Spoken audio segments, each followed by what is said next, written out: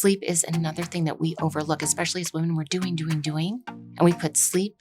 We're like, we'll get to it. But sleep is when your skin repairs, regenerates, is rejuvenated. And that really helps create resilience and how we move our body. I learned from my own experience that over-exercising is just as bad as under-exercising because it puts a stress on the body. So learning how to move your body in a way that feels good to you is really critical to help build that resilience. And then connection, community, and learning to, quiet the chatter in your head that really creates more of that emotional and mental distress.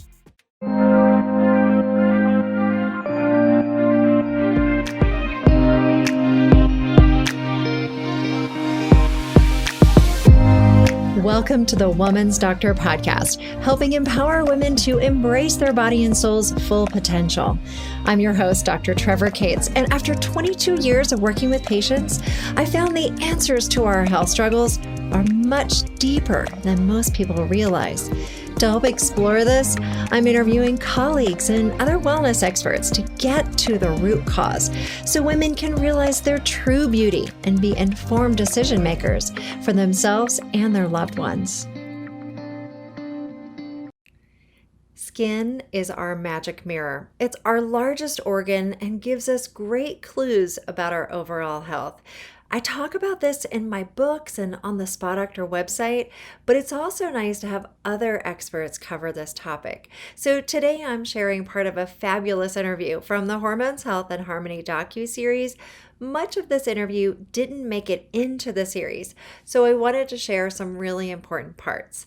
This interview is with Dr. Keira Barr, who is a dual board-certified dermatologist and menopause specialist. She has seen women's concerns swept under the rug for too long and is dedicated to uncovering the root causes and empowering women to take control of their health. Her work has been featured in Mind Body Green, Reader's Digest, Glamour, Self, Oprah Magazine, and more. In today's interview, Dr. Barr shares some surprising messages you can learn from your skin, including about your hormones. She points out specific hormones that impact major skin issues, and she shares the lifestyle practices that really make a difference for our skin, including the most important ways to protect your skin from the sun. And yes, she does cover sunscreen and cover-ups and a lot of detail. So this and much more on today's episode of the Woman's Doctor podcast.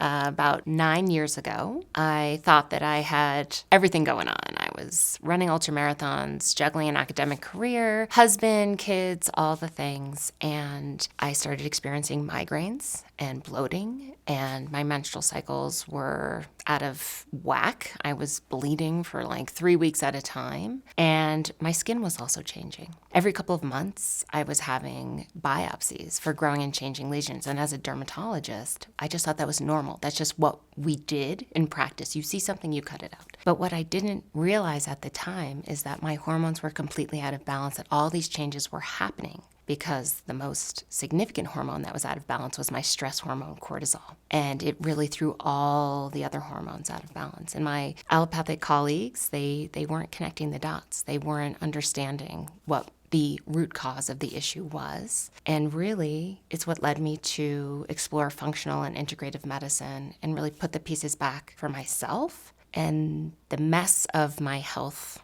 trajectory really became my mission, because as a physician of over 20 years, if I did not know what was happening in my body and I didn't know how to help myself, how was the average woman supposed to understand? So that's really what drove me to really want to dive into supporting women's health and really just take a different approach to my training.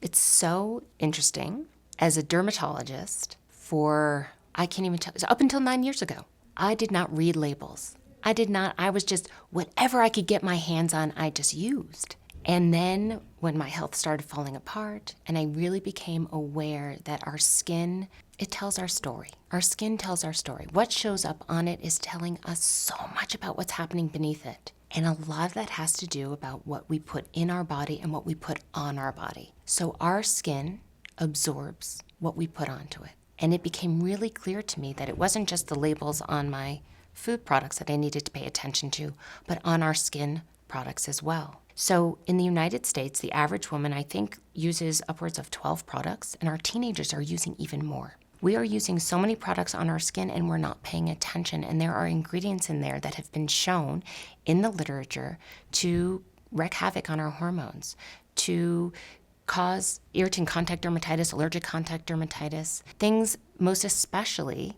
fragrance. Fragrance is probably one of the top ingredients that is potentially the most harmful to us because the beauty industry and other personal care industry, they don't have to disclose what's in it. And so unfortunately, there can be ingredients in there that really can cause allergic reactions or other problems. In the media, I know, and in the literature, phthalates and parabens, and I think it's challenging because there's two sides of that equation. You have many of my dermatology colleagues that'll say it's safe. It's generally recognized as safe and effective. But we know as individuals that formaldehyde releasing ingredients and fragrance, and there are a few others that really have been shown. BHT, for instance, it was used as a preservative and it has anti-carcinogenic effects, but we know that it actually can create hormonal imbalances. So I think we're learning more and more about what ingredients can do to our health, and it's a matter of being mindful and paying attention. But it's even, I think I pause and hesitate because even products that are labeled as clean or natural doesn't always mean that they're as safer for you. What I really want to mention about sunscreens, and because 90% of visible signs of aging are from UV exposure. And so us dermatologists are always saying, wear sunscreen every day. But there's only two ingredients that have been recognized as generally safe and effective, which are titanium dioxide and zinc oxide. And there are other ingredients like the avobenzones and the oxybenzones and several others that not only are big culprits for causing allergic contact dermatitis, skin irritation, inflammation, but they're harming our environment. So when we talk about ingredients in skincare products, it's not just us as humans that are being impacted, but it's also our environment and looking at sustainability and environmental health and wellness as well. What do you say when manufacturers say it's such a small amount, or others who say what we put on our skin is just not a big deal? It is so important that we are reading our labels and paying close attention because there is such a lack of oversight. In terms of FDA regulations, right? We regulate drugs, we regulate other things. The cosmetic industry, the personal care industry, even the supplement industry is not regulated in the same way. And when it comes to skincare products, so it's been over 50 years since there's been any regulations passed in terms of safety profile. In our country, there's maybe a dozen ingredients that have been banned. Whereas if you look at the European Union and even Canada, over 1,000, 1,500 ingredients that are not allowed to be put into their product as standard practice. And thankfully in the United States, there are skincare companies that are doing their due diligence and they are creating their own no-no list. But we only are privy to that if you're looking for it. You have to be your own advocate and know what it is that you're putting on your skin because the onus is on us to be able to take the best care of ourselves that we can and do our research. And if we're not sure, like I don't know all the things, right?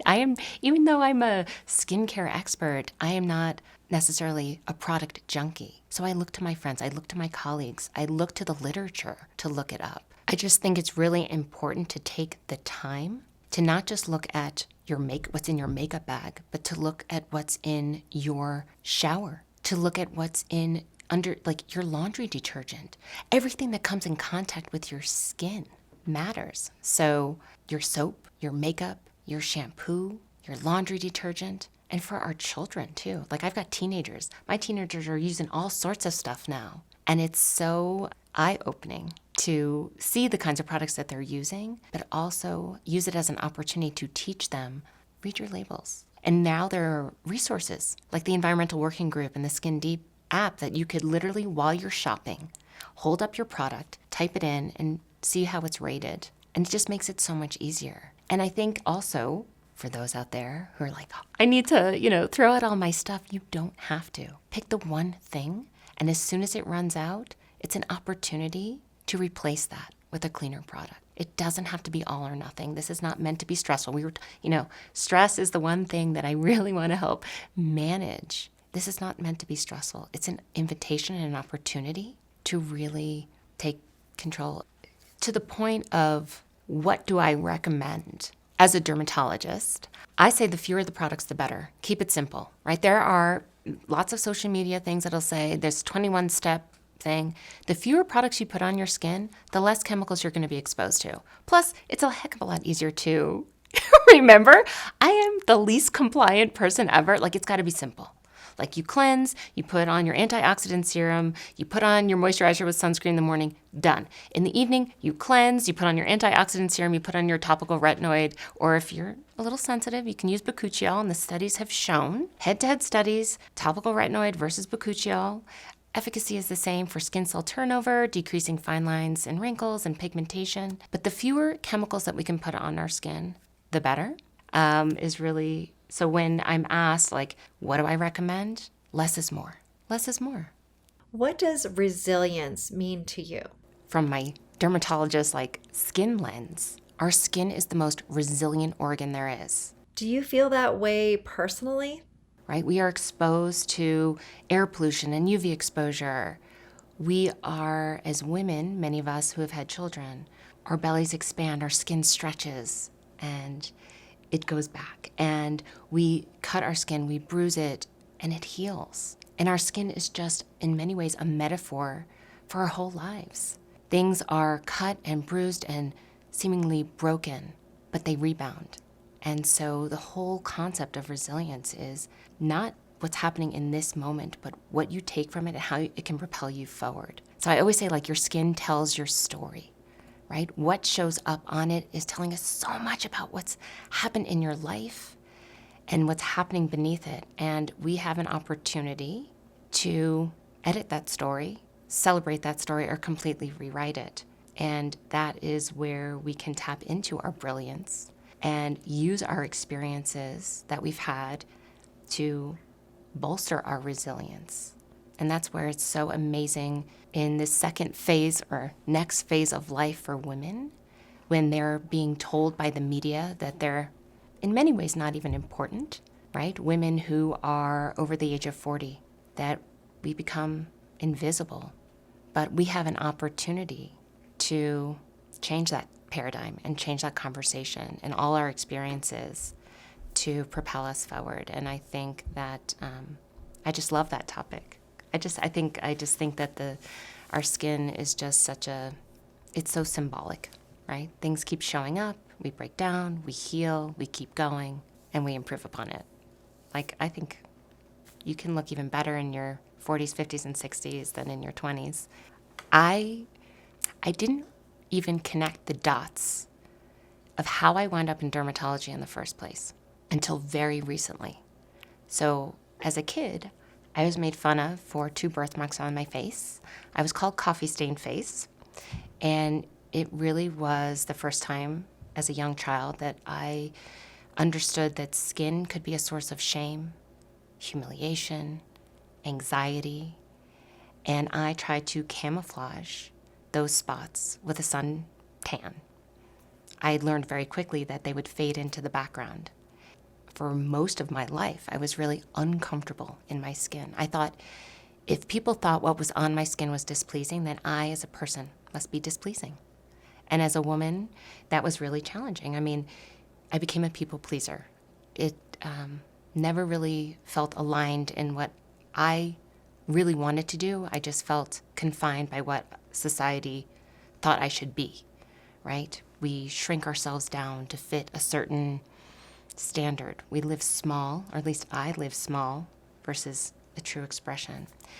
And it wasn't until probably my 40s when my health really fell apart and I realized that was happening, what was showing up on my surface, how I was showing up in my life wasn't serving me. And now I realize this is an opportunity, right? It's an opportunity to help other women feel empowered to really express themselves authentically. So no, I feel that way now, but for so much of my life I didn't, and I didn't realize it. I hadn't connected the dots why I was drawn to dermatology, right? The study of skin on the surface and beneath it, and all that discomfort that I experienced in my life, I channeled into helping others heal their skin and then feel better in their skin. What I love about the skin is the beauty industry will have you believe that when a blemish shows up, or you have a fine line or wrinkle, or your hair is thinning, that there's something wrong that needs to be fixed and covered and camouflaged. And my invitation is that when you see something, your body is sending you a message so that you can do something about it. So especially as we're transitioning through menopause, a lot of women will say, oh my God, I'm going bald and I'm growing a beard. Like, what the hell is happening? Like, what is happening? Why is this happening? And there's a really good reason for that. It doesn't mean that you need to get PRP or hair restoration, although you may feel that that is what you want to do. But it is an indication that your hormones are out of balance, or that you are transitioning, your hormones are diminishing. So especially on the scalp, just as an example.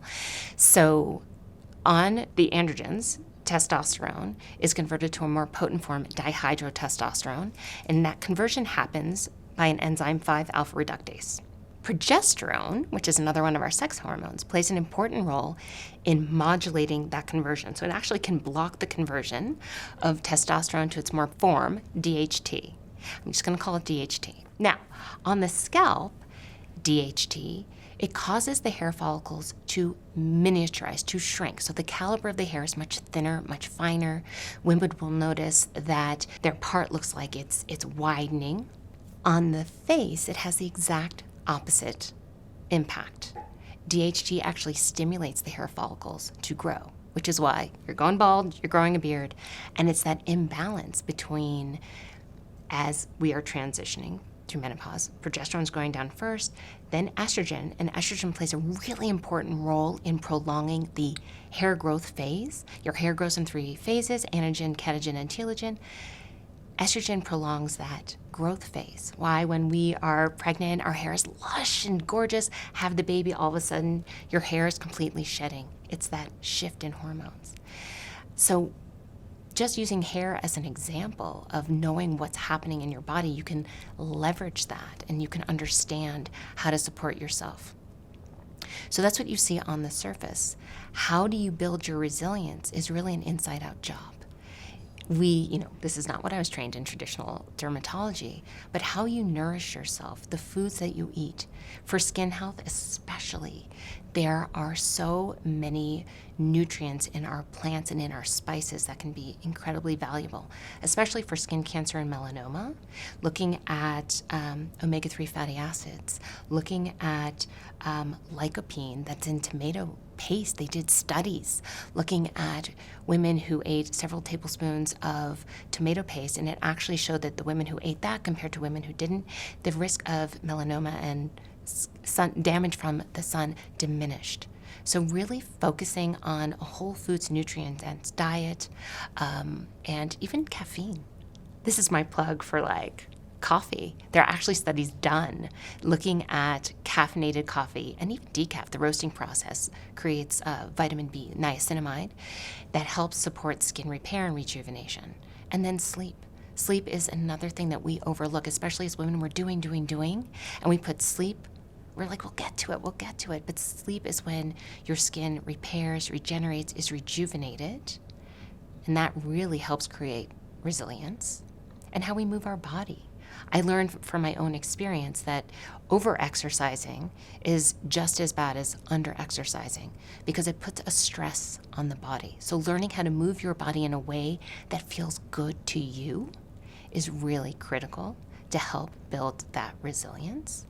And then connection, community, and learning to, quiet the chatter in your head that really creates more of that emotional and mental distress. Because here's the thing, when our stress hormone goes up, it is a nightmare for your skin. So cortisol will break down the collagen and the elastin, which gives your skin its structure and its framework and that youthful, supple appearance. Not only does it break down the collagen and the elastin, it prevents repair. So it's a total double whammy. It also inhibits wound healing. So if you've been dealing with acne and other inflammatory skin conditions that have altered the texture and tone of the skin, the stress response, cortisol, can slow that healing process down. So really building your resilience from the inside out, eating well, sleeping well, moving well, and taking good care of your emotional well-being is huge. And of course, we have to build the resilience from the outside in as well, so sun protection all day long. Tell us what we need to know about sun, skin damage, and sun protection. 90% of visible signs of aging are from UV exposure. And when we talk about UV, we're talking about ultraviolet A rays, ultraviolet B rays. There's UVC rays, but those don't really reach the Earth's atmosphere, so we don't have to worry about those as much. And then there's high energy visible light, blue light, which is kind of this newer on the scene that we're more mindful of, because the research has shown that blue light can really damage our skin in terms of pigmentary changes and collagen and elastin. So when we talk about UV, why do we need to pay attention to it? Well, UVA rays are the long rays that can penetrate your window glass. So even if you're working indoors, if your desk is in front of a window, you are getting sun exposure 365 days a year. So whether you work indoors or out, you actually need sun protection. And the UVA rays are what we call the aging rays because they do penetrate the skin a little bit deeper. They break down the collagen and the elastin, what gives our skin that youthful, supple glow, and that results in fine lines, wrinkles, skin sag, and jowling. Now, those UVA rays do not fluctuate throughout the year. They are constant, which means you constantly need to be protecting yourself from the sun. UVB rays are shorter. They're referred to as the burning rays. They don't penetrate window glass, and they do fluctuate throughout the day. They're most potent, or I would say the intensity is the greatest between like 10 a.m. and 4 p.m., which is why if you're going to enjoy the sun, and I know dermatologists, they think that we all are like, no sun. I think sun is really important for our overall health and our well-being, but we want to weigh the risks versus the benefit. So go out earlier in the day or later in the afternoon. UVB rays together with UVA contribute to skin cancer. UVB rays will damage your DNA directly. UVA rays do it indirectly through creation of oxidative stress and free radical production. Together, they work to create skin cancer. And skin cancer is the most prevalent cancer in the United States and around the world. Most people don't appreciate that. So when it comes to sun protection, I think most people would say SPF is your BFF. And I'm always like, yes, and SPF should be one part of your friend group, but it cannot be your best friend, because the studies have shown that the vast majority of people, I think 25 to 50%, and that's an overestimation, actually use the recommended amount of sunscreen. So if you have a bottle that says SPF, which SPF, sun protection factor, is only a measure of UVB rays. It does not we do not have a metric system for UVA. So that's why when you buy a sunscreen, you have to make sure it says broad spectrum coverage so that you know that you're getting coverage from UVA and UVB. So if you have an SPF of 30 and you're only putting on a fraction of the amount of recommended sunscreen, which is 1 ounce for your whole body. So if you had a 4-ounce bottle and you had a family of 4, like I do, like 2 teenagers, 2 adults, after 1 use, that bottle should go in the garbage can. I guarantee you that people have bottles of sunscreen in their bag from like last year. So we're not using enough, and we're not reapplying it every 2 hours as recommended. So you need other ways to protect your skin from the sun.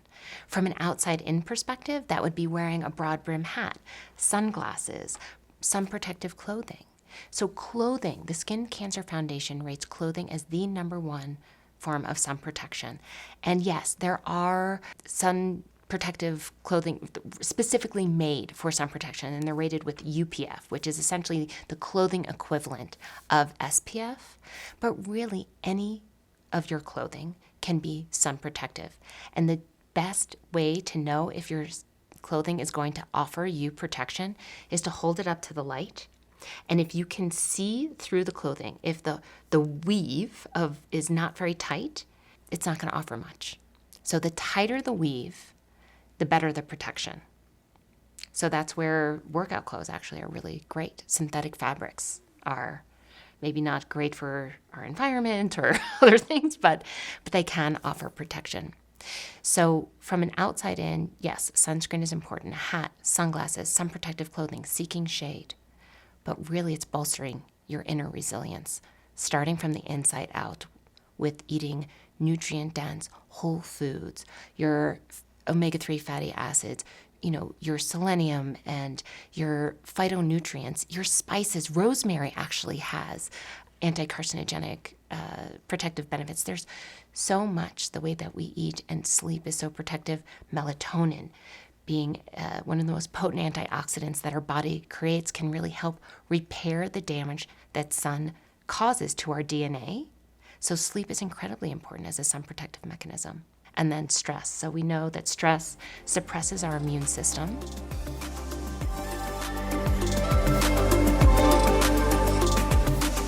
If you enjoyed this episode of the Woman's Doctor podcast, be sure to share it with the women in your life and rate and review the show. And to learn all about balancing your hormones, join us for the Hormones, Health, and Harmony 9-part documentary series at hormoneseries.com.